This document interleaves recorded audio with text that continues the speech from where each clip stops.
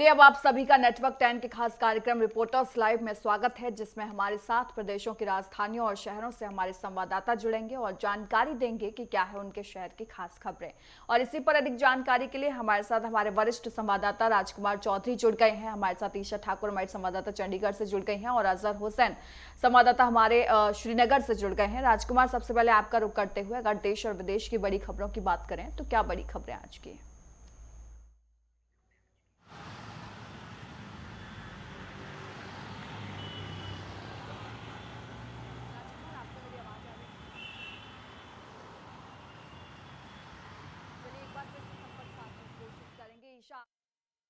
पंजाब और हरियाणा की बड़ी खबरों की बात करें तो क्या बड़ी खबरें आज की हैं?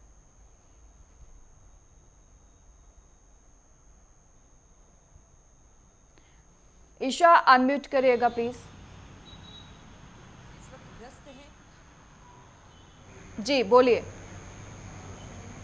ईशा। देखिए, अगर पंजाब के ताज़ा हालातों की बात करें तो पंजाब में बाढ़ की स्थिति इस वक्त बनी हुई है और अभी भी भाखड़ा डैम से पानी छोड़ा जा रहा है। 4 गेट खोले गए हैं और जो पंजाब में डैम बने हैं उनसे जो पानी छोड़ा जा रहा है उससे कहीं ना कहीं जो शहरों में इस वक्त बाढ़ की स्थिति बनी हुई है, क्योंकि हिमाचल से जो नदियां बहती है, रावी, ब्यास और सतलुज नदी, उसका जलस्तर जिस तरीके से अपने उफान पर है और बारिश जिस तरीके से बीते कल तक लगातार हो रही थी, उसके चलते पंजाब पूरी तरीके से बाढ़ के चलते प्रभावित हुआ है। राज्य सरकार की तरफ से आपदाग्रस्त राज्य भी इसे घोषित कर दिया गया है। लेकिन इन सब के बीच केंद्रीय कृषि मंत्री शिवराज सिंह चौहान अमृतसर पहुंच चुके हैं। उनकी तरफ से वहां पर प्रशासन और साथ ही साथ पंजाब के कृषि मंत्री गुरमीत सिंह खुड़िया से भी मुलाकात की गई, ताज़ा रिपोर्ट उनसे ली गई। इसके साथ ही पंजाब के राज्यपाल गुलाब चंद कटारिया, जो कि खुद बाढ़ प्रभावित इलाकों का दौरा कर रहे हैं, उन्होंने भी जायज़ा लिया और बताया और अपनी रिपोर्ट सौंपी है कि पंजाब में अभी तक क्या क्या हालात बने हैं। लेकिन कृषि मंत्री शिवराज सिंह चौहान आज बाढ़ ग्रसित इलाकों का खुद दौरा करेंगे। अमृतसर भी जाएंगे, गुरदासपुर भी जाएंगे और शाम 5:30 बजे अमृतसर में पंजाब के हालात को लेकर वो प्रेस कॉन्फ्रेंस भी करेंगे। इससे पहले भी वो अमृतसर एयरपोर्ट पर मीडिया से मुखातिब ज़रूर हुए हैं, लेकिन क्या आंकलन उनका कहता है, कहाँ कहाँ बाढ़ आई है और कितनी फसल नष्ट हुई है, उसको जो केंद्र सरकार है वो किस तरीके से लेती है, वो 5:30 बजे उनकी तरफ से बताया जाएगा। लेकिन ये ज़रूर कह सकते हैं कि पंजाब इस वक्त पूरी तरीके से प्रभावित है। हालात बहुत ज़्यादा चिंताजनक बने हुए हैं। 37 लोगों की अभी तक मौत हो चुकी है। 1655 गांव इसकी चपेट में हैं। 4 लाख के करीब जो लोग हैं बुरी तरीके से बाढ़ से प्रभावित हुए हैं। आज राहत की बात यह है कि देखिए, आज हल्की बारिश की यहाँ पर जो फोरकास्ट है, पूर्वानुमान है, मौसम विभाग का है। लेकिन जिस तरीके से हिमाचल में लगातार बारिश हो रही है और जो नदियों का पानी उफान पर है और डैम से जो पानी छोड़ा जा रहा है, उससे नदियाँ जिस तरीके से अपने उफान में हैं और उसकी चपेट में आने से कहीं ना कहीं जो शहरों कस्बों में पानी भर गया है, उससे लोगों का बहुत ज़्यादा नुकसान हुआ है। कई सालों तक देखिए इसकी भरपाई होना बहुत ही मुश्किल है। लेकिन एक विशेष पैकेज की मांग अब यहाँ पर की जा रही है। एक तरफ राजनीति अपने चरम पर है, वार पलटवार का दौर देखिए लगातार जारी है, लेकिन किसानों का बहुत ज़्यादा नुकसान यहाँ पर हुआ है। गेहूं और धान की अगर पैदावार सबसे ज़्यादा कहीं पर होती है पूरे देश में तो वो पंजाब है और पंजाब में इस वक्त धान की खेती हो रही है। लेकिन बहुत ज़्यादा नुकसान यहाँ पर किसानों का हुआ है। जो आंकलन होगा वो आंकलन क्या बताता है कि कितने हेक्टर जो फसल है वो ख़राब हुई है। लेकिन सरकार की तरफ से जो मोटा मोटा आंकलन यहाँ पर किया गया है उसके मुताबिक 1,75,000 हेक्टर जो फसलें हैं वो ख़राब हुई हैं। लेकिन किसानों का जो आंकलन है इससे ज़्यादा है और एक विशेष राहत पैकेज की मांग भी यहाँ पर की जा रही है। लेकिन ये भी कह सकते हैं कि पूरे देश भर का पेट देखिए पंजाब भरता है। धान और गेहूँ पंजाब की तरफ से दिया जाता है खाद्यान्न भंडार में देश को, और ऐसे में अब धान की भी काफ़ी कमी देखने को मिलेगी मंडियों में, क्योंकि पूरी तरीके से पंजाब इस वक्त जलमग्न हो गया है, बाढ़ की चपेट में है। 23 जिले पंजाब में हैं और 23 के 23 बुरी तरीके से बाढ़ से प्रभावित हो गए हैं। दूसरी तरफ अगर हम पड़ोसी राज्य हरियाणा की बात करें तो हरियाणा की स्थिति पंजाब से जैसी तो नहीं है, लेकिन ये ज़रूर कह सकते हैं कि पंजाब जैसी ही होने वाली है। पूरा जो हरियाणा है आधा, वो इस वक्त जलमग्न हो चुका है। फतेहाबाद, सिरसा, हिसार, गुरुग्राम, नूंह, इनकी अगर यमुनानगर इनकी बात करें तो पूरी तरीके से जलमग्न हो चुका है। लोगों के घर ध्वस्त हो चुके हैं। लोग गांव छोड़कर, कस्बे छोड़कर वहां से निकल रहे हैं, क्योंकि मारकंडा घग्गर नदी की बात करें या यमुना नदी की, उफान पर चल रही है ये नदी। इन नदियों पर जो पानी आता है वो हिमाचल की तरफ से आता है, और पंजाब इसलिए ज़्यादा प्रभावित हुआ है क्योंकि जम्मू कश्मीर और हिमाचल का जो पानी है वो पंजाब में पहुंच रहा है। बारिश भी हो रही है, डैम से पानी भी छोड़ा जा रहा है, और यही वजह है कि पंजाब के जो हालात हैं वो हिमाचल जैसे हो चुके हैं। लेकिन सबसे ज़्यादा मौतें इस वक्त जहां हुई है वो हिमाचल प्रदेश है। आंकड़ा 350 से ऊपर पहुंच चुका है। बुरी तरीके से हिमाचल प्रदेश प्रभावित हुआ है। और साथ ही साथ अगर हम कांगड़ा की बात करें, मंडी और कुल्लू और शिमला की सबसे ज़्यादा देखिए बाढ़ से इस बार प्रभावित हुए हैं। और देवभूमि हिमाचल जिसे कहा जाता है, अपने सौंदर्य के लिए जिसे जाना जाता है, और पर्यटक भी जिस तरीके से लाखों की संख्या में हमेशा वहां पर पहुंचते हैं, और पर्यटक भी वहां पर फंसे हुए हैं, उन्हें बचाने का काम भी चल रहा है। चंडीगढ़ के जो रास्ते हैं उससे हिमाचल का संपर्क पूरी तरीके से टूट गया है। तो ऐसे में राहत और बचाव कार्य तो चल रहा है, लेकिन राहत की बात अभी ये है कि बारिश अभी थमी हुई है, और मौसम विभाग का पूर्वानुमान है कि 2-3 दिन तक हल्की बारिश ही रहेगी। और उसके बाद जो फोरकास्ट होगा उसमें देखना है कि अगर बारिश होती है तो हालात सुधरेंगे नहीं, अगर बारिश कम होती है तो हालात सुधरने की गुंजाइश की जा सकती है। बिल्कुल, देखिए अपने अपने स्तर पर काम जो है वो लगातार जारी है, लेकिन स्थिति बहुत खराब हो गई है। मानसून मुसीबत बनकर अब बरस रहा है। राजकुमार, आपका रुख कर लेते हैं। अगर देश और विदेश की बड़ी खबरों की बात करें तो क्या बड़ी खबरें आज की? देखिए, बात है निश्चित तौर पर जब 2017 में जीएसटी लागू की गई थी, क्योंकि इस समय हिंदुस्तान जो है पूरी तरीके से बाढ़ग्रस्त कई प्रदेश हो चुके हैं, तो निश्चित तौर पर ये बहुत संवेदनशील दौर है। और ऐसी स्थिति में यदि केंद्र सरकार ने जीएसटी जो परिषद है, जीएसटी परिषद की कल बहुत महत्वपूर्ण बैठक हुई वित्त मंत्री के नेतृत्व में, उसमें तमाम प्रदेशों के मुख्यमंत्री शामिल हुए, उनके नुमाइंदे शामिल हुए, और टैक्सेशन से जुड़े हुए तमाम संगठनों के जो लोग थे। ये बेसिकली बैठक 2 दिन चलनी थी, लेकिन इसको एक ही दिन में समाप्त किया गया। लेकिन बड़ी राहत की बात यह है कि इसमें टैक्सेशन का जो मसला है उसमें अब 5% और 18% केवल 2 ही स्लैब होंगे। अभी तक 4 स्लैब पे काम चलता था। तो इसमें ये कहा जा सकता है कि असेंशियल सर्विस, अगर खाद्यान्न की बात करें तो एक जो मध्यम वर्गीय व्यक्ति है उसके लिए थोड़ी राहत की सांस होगी, क्योंकि ज़रूरत की जो सामान है जिन पर अभी तक 12% जीएसटी लगता था वो सीधे सीधे 5% हो जाएगा। तो निश्चित तौर पर 7% जो जीएसटी है, टैक्स जो है, उस टैक्स का भार कम होगा। कैंसर की जो दवाएं हैं उन दवाओं पर अब जीएसटी जो 5% देना होता था वो 0% होगा। तमाम जो आकलन है, उन आकलनों के बाद एक बात ज़रूर स्पष्ट तौर पे तय की गई है। जिस तरीके से प्रधानमंत्री नरेंद्र मोदी का पिछले दिनों एक बयान भी आया कि दीपावली से पहले निश्चित तौर पर जीएसटी को रिफॉर्म किया जाएगा, और जीएसटी को रिफॉर्म करने के बाद जो आंकड़े लगाए गए हैं, तकरीबन 48,000 करोड़ रुपए का भार प्रतिवर्ष जो है वो पड़ेगा। और ये जो भार है, इस भार को केंद्र सरकार और जो प्रदेश सरकारें हैं वो वहन करेंगी। इसको लेकर तमाम तरह के ब्लूप्रिंट तैयार किए जा रहे हैं, इस पर मंथन, चिंतन, मनन चल रहा है। और जो ये नई टैक्सेशन जो नीति है, इसका कहीं ना कहीं उद्योग पे भी फ़र्क पड़ेगा, और स्वदेशी का जो दौर है उस पर कहीं ना कहीं एक नए स्टार्टअप और नए जो उद्योगपति हैं उनको कहीं ना कहीं राहत की जो व्यवस्था है उसको कहा जा सकता है। तो ये जो देश है आज निश्चित तौर पर, क्योंकि कल इसका जो जीएसटी परिषद है उसकी बैठक हुई, और उस बैठक के बाद जो वित्त मंत्री ने ऐलान किया, उस ऐलान के बाद अब इस पर निश्चित तौर पर आज पूरे दिन समीक्षा का दौर रहेगा। उसके अलावा एक दूसरी बड़ी खबर की बात कर लें तो सिंगापुर के राष्ट्रपति इस समय हिंदुस्तान आए हुए हैं। आज वो प्रधानमंत्री नरेंद्र मोदी से मुलाकात करेंगे, और उसके बाद राष्ट्रपति द्रौपदी मुर्मू से भी उनका मिलने का कार्यक्रम है। ये जो मुलाकात है, इस मुलाकात को निश्चित तौर पर वैश्विक दौर में बहुत बेहतर माना जा सकता है। जिस तरीके से अमेरिका की तरफ से टैरिफ जो लगाए जा रहे थे, जो तुगलकी फरमान जारी किए जा रहे थे, उसका कहीं ना कहीं एक मुंह तोड़ जवाब भारत देने की तरफ अग्रसर है।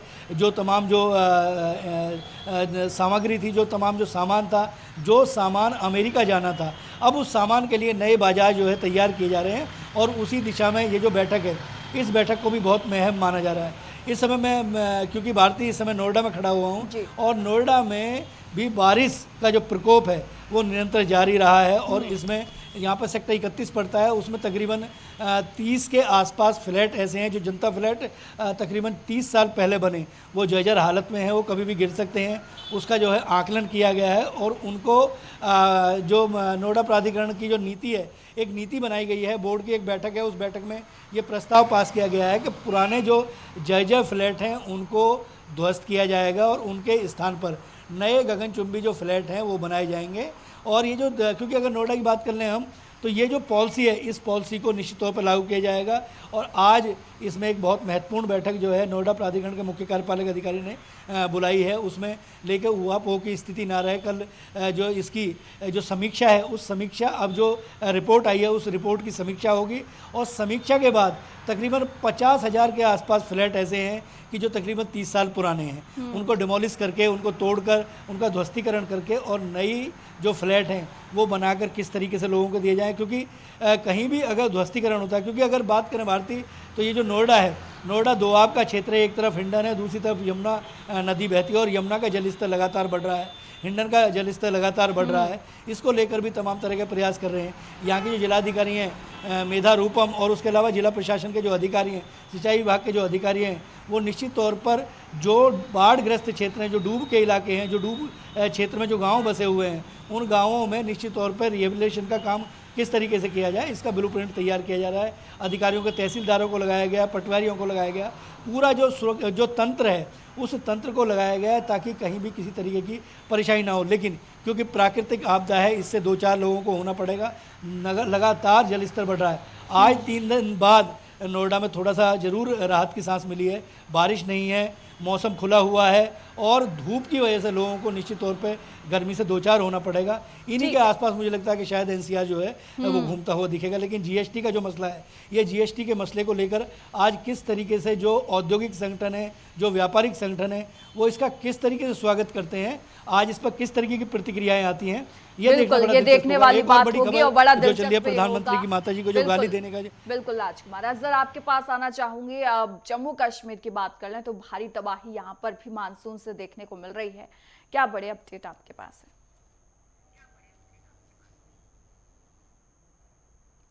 अनम्यूट करिएगा अजहर, आपकी आवाज नहीं आ रही है। हेलो जी आवाज आ रही है? हाँ अब आ रही है, बोलिए। देखिए भारतीय, अगर हम जम्मू कश्मीर की बात करें तो लगातार हम देख रहे हैं कि जब से मॉनसून स्टार्ट हुआ है, चाहे हम जम्मू की बात करें या हम कश्मीर की बात करें, तो दोनों क्षेत्रों में जो है तबाही मची हुई है।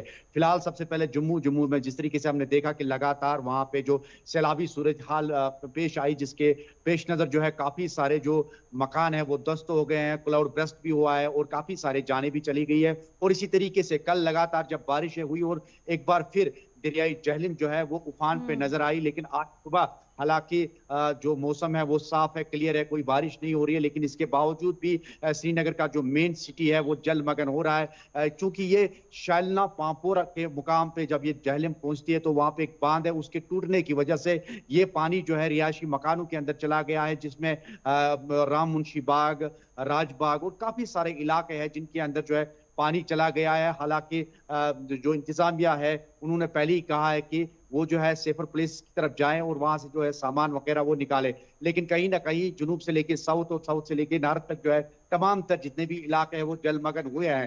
हालांकि अभी जो है दरियाई विश्व जो है वो कल शाम से देर रात से उसका जो फ्लो है वो कम हो गया है, लेकिन जो कठिनाइयां हैं, जो मुश्किलात है वो लोगों को बढ़ रहे हैं। या अनंतनाग या मेन सिटी की बात करें, लगातार जो है बारिश का जो स्थल है वो बढ़ रहा है या पानी का स्थल जो है वो बढ़ रहा है, जिसकी वजह से लोगों को काफी मुश्किलातों का सामना करना पड़ रहा है। दूसरी जानिब अगर हम नेशनल हाईवे 44 की बात करें, वो लगातार आज 10वें रोज भी यातायात के लिए बंद है, चूंकि काफी सारे जगहों पे एक बार फिर जो है लैंडस्लाइडिंग हुई है, जिसकी वजह से जो ये नेशनल हाईवे राजमार्ग है, जम्मू श्रीनगर राजमार्ग है, ये यातायात के लिए बंद कर दिया गया है, क्योंकि अभी इसमें बीकन या नेशनल हाईवे अथॉरिटीज लगी हुई है कि इस मलबे को हटाने के लिए। और दूसरी जानिब अगर हम मगर रोड की बात करें, हालांकि जो अल्टरनेट रोड था मगर रोड, वहां से जो छोटी गाड़ियां थी वो वहां से जा रही थी, लेकिन वहां से भी कुछ एक जगहों पे लैंडस्लाइडिंग हुई है, जिसकी वजह से मगर रोड भी फिलहाल बंद कर दिया गया। अगर हम नेशनल हाईवे 44 की फिर से बात करें, तकरीबन 3000 के करीब जो दरमानदा गाड़ियां हैं वो अभी पड़ी है, जिसमें माल वगैरह वो उसमें पड़ा हुआ है। 3000 के करीब ये जो गाड़ियां हैं वो अभी हाल्ट पे रखा गया है। दूसरी ओर अहम खबर की अगर हम बात करें, लगातार मौसम बिगड़ते मौसम के पेश नजर जिस तरीके से पहली एडमिनिस्ट्रेशन ने एडवाइजरी जारी की गई थी कि लोगों को नदी नालों से दूर रहे या फ्लड प्रोन एरिया या हम यूं कहेंगे कि लैंडस्लाइड प्रोन एरिया से वो दूर रहे, लेकिन एक बार फिर एक और घटना जो है कश्तवाड़ के दुबशाला इलाके में देखने को मिली। एक और लैंडस्लाइड हुआ जिसमें तकरीबन 10 लोगों के घायल होने की जो है यहाँ पे खबर है। हालांकि ये 10 लोग जो है लेबर थे, मजदूर थे, जिनमें से 5 को तो रेस्क्यू कर लिया गया है, जिंदा उनको वापस जो है बचा लिया गया है, लेकिन 5 अभी भी लापता है। फिलहाल इस लैंडस्लाइडिंग की वजह से भी आसपास के इलाके में काफी खौफ और दहशत का जो माहौल है वो पैदा हो गया। हालांकि प्रशासन की ओर से पहले ही जो है एनडीआरएफ टीम, यहाँ हम जिसकी बात कर रहे हैं क्विक रेस्पॉन्स टीम, वो अलर्ट पे रखी गई है। और आज का जो ये एपिसोड हुआ है कश्तवाड़ के दुबशाला में, यहाँ पे भी क्विक एक्शन टीम और एनडीआरएफ एसडीआरएफ की टीम की मदद से इन 5 लोगों को फिलहाल बचा लिया गया है। तो कहीं ना कहीं हम यूं कह सकते हैं जम्मू कश्मीर की जो स्थिति है फिलहाल मौसम के लिहाज से काफी खराब नजर आ रही है। नेशनल हाईवे बदस्तूर बंद है। हालांकि कल भी हमने देखा कि जम्मू कश्मीर पुलिस कुलगाम की जानिब से लंगर का एहतमाम किया गया था, जब हमने स्टोरी फ्लैश की थी जिसमें साफ और स्पष्ट जो ड्राइवरों ने कहा था कि जो उनका राशन था पिछले कई दिनों से वो खत्म हो चुका है और वो आगे जाने की क्योंकि उनको अभी इजाजत नहीं दी जा रही है। और उसमें जो सामान पड़ा है, जो उनके पास में माल पड़ा है, चाहे सब्जियां है, मेवा है, वो भी खराब होने के कगार पे है। लेकिन दूसरी जानिब जो उनकी व्यवस्था है, खाने पीने की जो व्यवस्था होती है ट्रक ड्राइवर उसके लिए, वो भी उनके लिए खत्म हो गई थी। और जिस तरीके से मैंने पहले ही बताया कि 3000 के करीब जो ड्राइवर्स है, चालक है, वो अभी दरमानदा है इस नेशनल हाईवे पे जो श्रीनगर जम्मू कौमी शहरा है, राजमार्ग है। लेकिन कल जम्मू कश्मीर पुलिस की जानिब से बरसती हुई बारिश के दौरान जो है एसएसपी और उसके साथ में तमाम तर जो टॉप ऑफिशियल्स थे पुलिस के, उन्होंने एक लंगर जो का एहतमाम किया जिसमें उन्होंने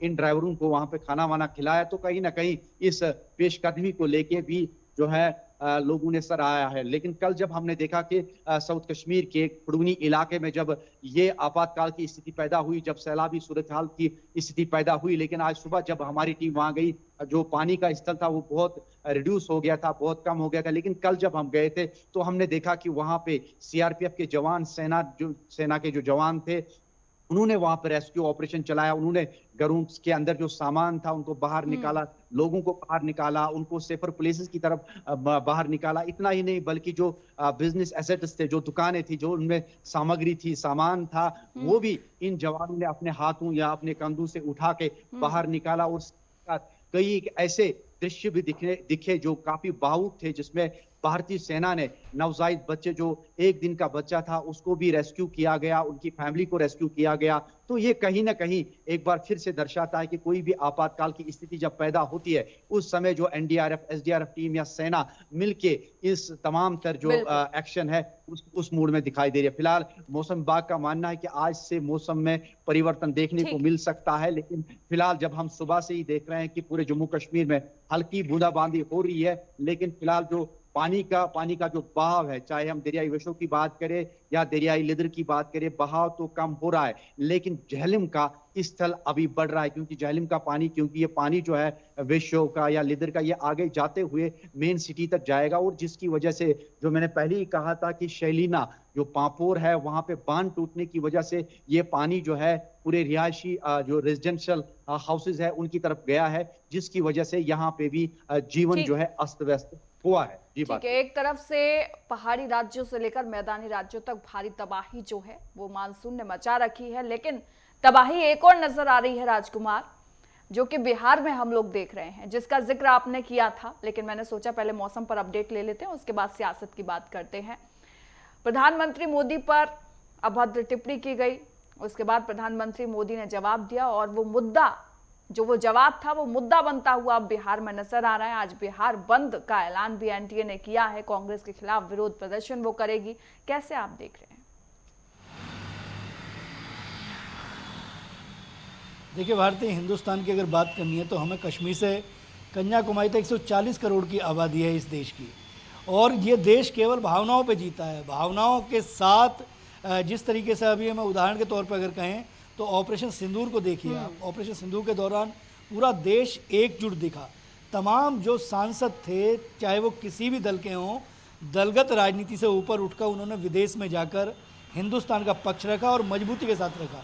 लेकिन जब हम चुनाव के दौर में आते हैं तो निश्चित तौर पर कुछ सिरफिरे उस तरीके की एक ऐसी व्यवस्था खराब करते हैं। और आज का जो दौर है, क्योंकि देखिए सोशल मीडिया का इस समय ज़माना आ गया है, जुबान इतनी हल्की हो गई है नेताओं की, कोई किसी के लिए भी कोई भी टिप्पणी कर सकता। अगर माँ की बात की जाए तो माँ जो है वो किसी भी बच्चे को जन्म देती है और उसको पालती है। मतलब आप देखिए कि दर्द पीर सहने के बाद खुद गीले में सोती है, बच्चे को सूखे में सुलाती है। तो वो जो आत्माएं हैं, जो भाव हैं, उन भावनाओं को भी अगर पॉलिटिकल तौर पर इस तरीके के उसके मुद्दे बनाए जाएंगे तो स्वाभाविक तौर पर इसको बहुत बेहतर लंबे समय तक नहीं माना जा सकता। लेकिन क्योंकि राजनीति में साम दाम दंड भेद तमाम जो नीति हैं उनको लेकर जो चला जाता है, अगर इस पूरी पृष्ठभूमि को देखें, बिहार में चुनाव हैं, चुनाव लड़ने के लिए मुद्दों की आवश्यकता होती है।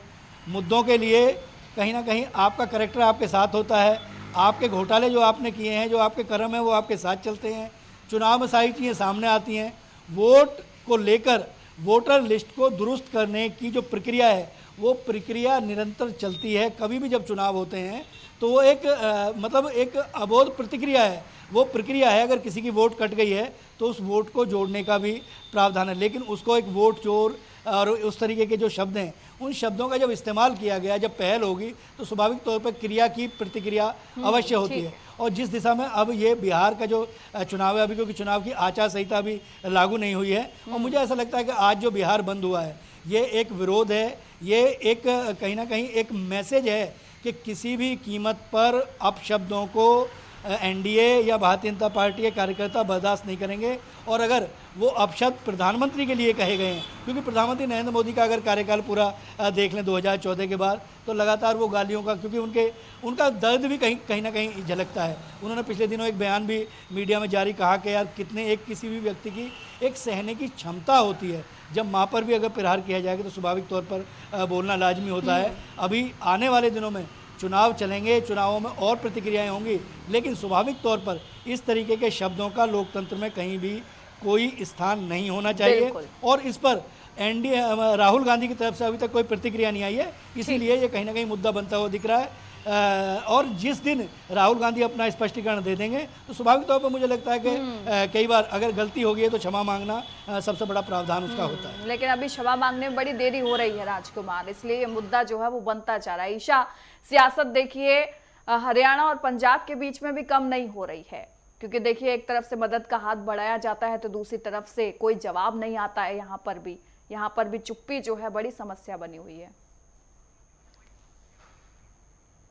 ईशा, देखिए इस वक्त जो राजनीति है अपनी चरम पर बिल्कुल देखिए इस वक्त जो राजनीति है अपनी चरम पर पहुंच चुकी है, क्योंकि अगर बात करें राहत की तो पंजाब को जिस तरीके से पत्र भी लिखा गया था मुख्यमंत्री की तरफ से, लेकिन राहत कोष के जरिए एक राशि पंजाब के साथ साथ जम्मू कश्मीर को भी दी गई है। लेकिन अब इस राजनीति में कांग्रेस कूद गई है और वो भी कांग्रेस आला कमान। यहाँ पर कहा जा रहा है कि जो पंजाब के मुख्यमंत्री हैं उन्होंने पंजाब और जम्मू कश्मीर को तो राहत कोष से राशि आवंटित कर दी, लेकिन इस वक्त जो सबसे ज़्यादा बाढ़ से ग्रस्त है वो हिमाचल प्रदेश है और हिमाचल में कांग्रेस की सरकार है। और ऐसे में उनकी तरफ से हिमाचल का सुध नहीं लिया गया और हिमाचल में कांग्रेस की सरकार होने के चलते मुख्यमंत्री राहत कोष से जो राशि है वो हिमाचल को नहीं दी गई और बल्कि पंजाब और जम्मू कश्मीर को ही दी गई। एक तरफ देखिए लोग बाढ़ से ग्रस्त हैं, लोगों के घरों का बहुत ज़्यादा नुकसान हुआ है, जान मान का यहाँ पर काफ़ी ज़्यादा नुकसान हुआ है, जिसकी भरपाई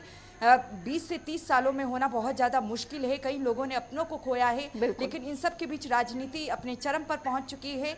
नेता जो हैं बाढ़ग्रस्त इलाकों का दौरा तो कर रहे हैं, लेकिन उन जगहों पर देखिए अभी तक नहीं पहुंच पा रहे हैं जहां पर लोग बहुत ज़्यादा प्रभावित हुए हैं। और राहत बचाव कार्य भी इस वक्त चल रहा है, लेकिन ये ज़रूर कह सकते हैं कि जो सेना है, एनडीआरएफ की टीम है, वो कहीं ना कहीं जमीनी स्तर पर जुटी हुई है। 24 घंटे बिल्कुल, सियासत अपनी जगह है, लेकिन सुरक्षा के पूरे प्रावधान जो है वो प्रशासन के द्वारा बढ़ते जा रहे हैं। आप सभी का बहुत बहुत धन्यवाद तमाम जानकारी के लिए।